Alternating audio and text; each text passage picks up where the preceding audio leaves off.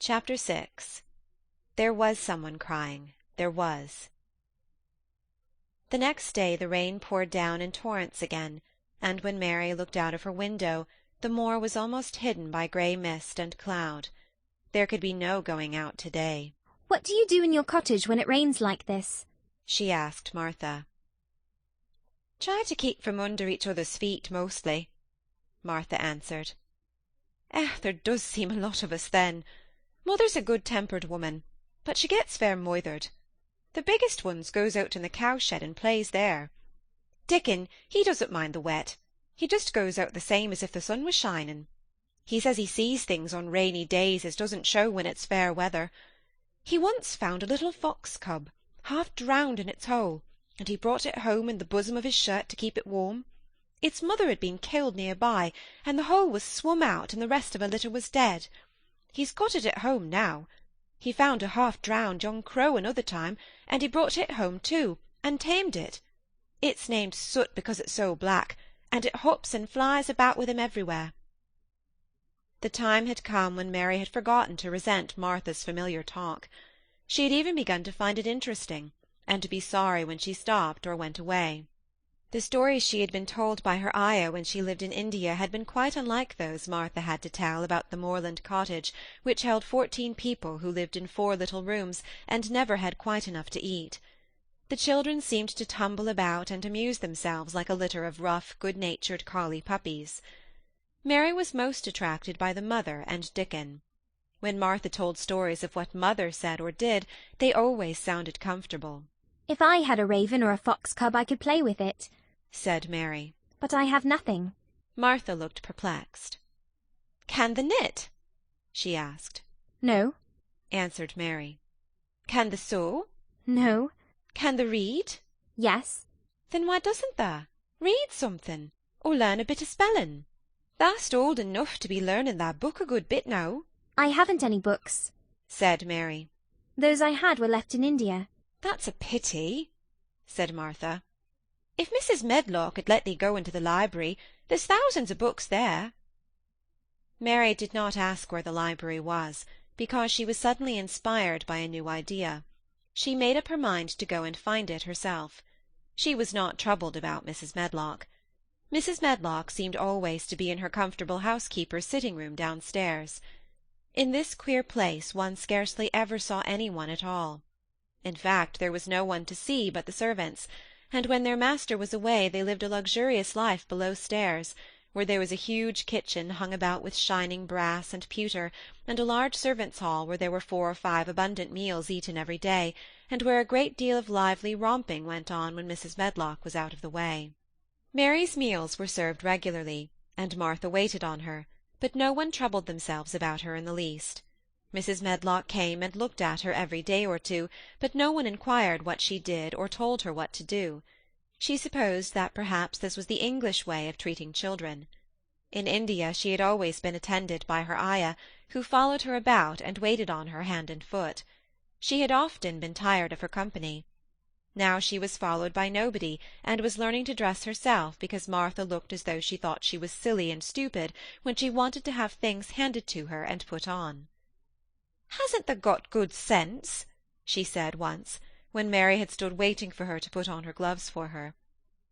"Our Susan Ann is twice as sharp as thee, and she's only 4-year-old. Sometimes thou looks fair soft in the head." Mary had worn her contrary scowl for an hour after that, but it made her think several entirely new things. She stood at the window for about 10 minutes this morning after Martha had swept up the hearth for the last time and gone downstairs.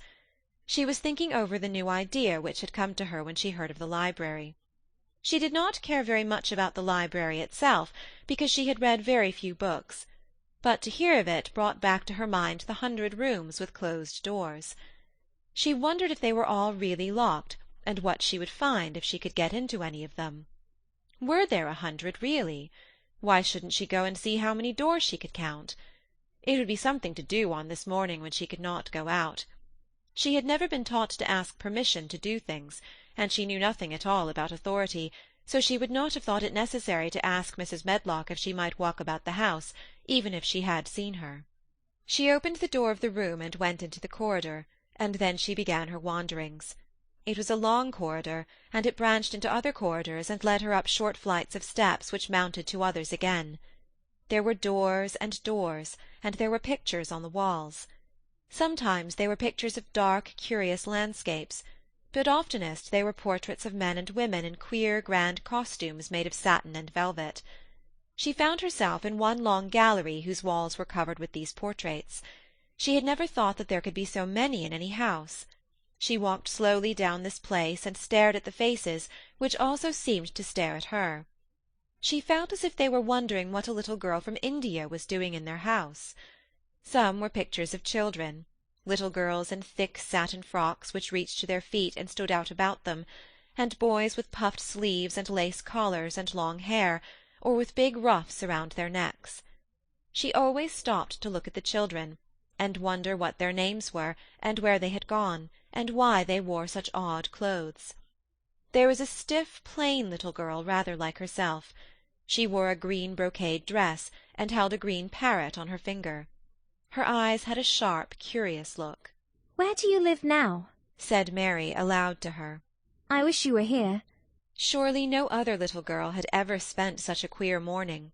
It seemed as if there was no one in all the huge rambling house but her own small self, wandering about upstairs and down, through narrow passages and wide ones, where it seemed to her that no one but herself had ever walked. Since so many rooms had been built, people must have lived in them, but it all seemed so empty that she could not quite believe it true. It was not until she climbed to the second floor that she thought of turning the handle of a door. All the doors were shut, as Mrs. Medlock had said they were, but at last she put her hand on the handle of one and turned it. She was almost frightened for a moment when she felt that it turned without difficulty, and that when she pushed open the door itself, it slowly and heavily opened. It was a massive door, and opened into a big bedroom. There were embroidered hangings on the wall, and inlaid furniture, such as she had seen in India, stood about the room.